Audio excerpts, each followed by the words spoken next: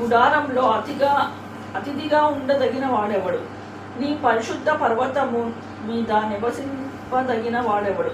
యథార్థమైన ప్రవర్తన కలిగి నీతి అనుసరించుచు హృదయపూర్వకముగా నిజము పలుకువాడే అట్టివాడు. నాలుకతో కొండెములాడడు, తన చెలికానికి కీడు చేయడు, తన పొరుగువాని మీద నింద మోపడు. అతని దృష్టికి నీచుడు అసహ్యుడు. అతడు యెహోవా యందు భయభక్తులు కలవారిని సన్మానించును. అతడు ప్రమాణము చేయగా నష్టము కలిగినను మాట తప్పడు. తన ద్రవ్యము వడ్డీకియ్యడు.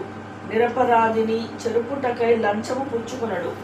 ఈ ప్రకారము చేయవాడు ఎన్నడను కదల్పబడడు.